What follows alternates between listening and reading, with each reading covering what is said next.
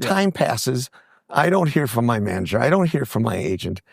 And then I wake up to read that Naked Gun 4 is being done with Seth MacFarlane has taken over the franchise.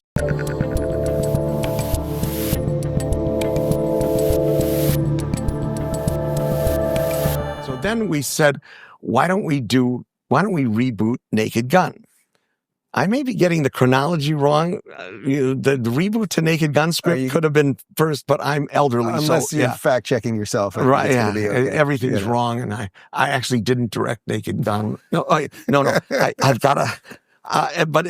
So we thought, but we didn't want to do the old cop, the Leslie 60-year-old in a cop station in L.A. I've done that. I didn't want to do the third one even. Right. So what we did is, but the sense of humor is the same. If we can do our spoof, our good jokes, why not have, it's the son of Leslie Nielsen, as you probably read in it. Yeah. He's a security guard somewhere, and then he gets mixed up with the CIA, and he does a Mission Impossible mission. Right. So it becomes more of a Mission Impossible spoof in a Bourne sense Identity than a and cop. Bond. Yeah. And that worked. And that is this. Yeah. And should we even say the name now, or we'll keep the name secret because because it's not Naked Gun anymore? Are we shifting to that portion of the conversation? Well, we called it. The first thing we said, we called it Naked Gun 4. Nordberg did it. Yeah, that was our title. and then we changed it to Naked Impossible, and we brought that script into Paramount. Right. And this is around 2018, I think. And the head of production, John Gonda, read it. And we heard through other people that he was laughing so hard all through the script that either his wife or girlfriend at the time came in and said, "What the hell's going on? What are you reading?" It was hilarious. I mean, I read it on the plane. I told you, the woman next to me was like, "What in the world are you reading right now?" From page one, I was hysterically laughing. And the story is great. Everything I've learned has gone into this. Anyway, so then we had a meeting at Paramount with Gonda and the woman who was the president of Paramount, and things were going okay, although this woman was a little frightened because we had some very mild joke about the girl had a breast reduction because to fit into the Kevlar vest. Right. It's like, not the funniest joke in there, but she said, "I don't know if you can do that." Oh, God. There's a midget joke in there. Anyway, time passes. I don't hear from my manager. I don't hear from my agent. And then I wake up to read that Naked Gun 4 is being done with Seth MacFarlane has taken over the franchise. So it's okay. So this is what, like 2 years ago or so? 2 or 3 years ago. 2 or 3 years ago. So that you never got to know. You just never heard back from them. Heard back. You are the creator of the entire thing. Yeah, you would think that team. Maybe, yeah. You had the script. By all accounts, they like the script. I'm telling you, this is a fucking funny script. That was my one F-bomb for you're not a big F-bomb guy in comedy. No, I don't, I want to be judicious about my use. That was my one. And I don't like to have my kids say it either. So yeah. I've trained them. You dropped one earlier, I think. Yeah.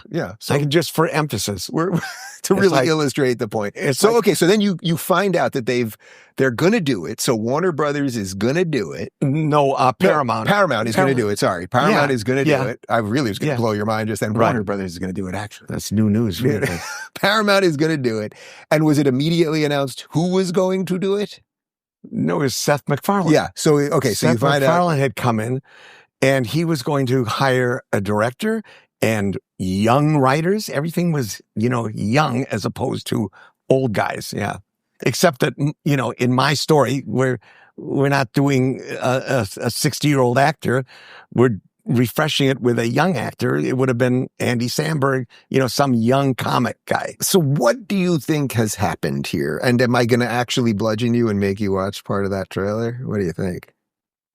I don't want to see it again. I didn't want to see it the first time because, there's certain things that you can't unsee once you see them. And that's why I never saw this thing that occurred on the internet years ago. It was called 2 Girls, 1 Cup.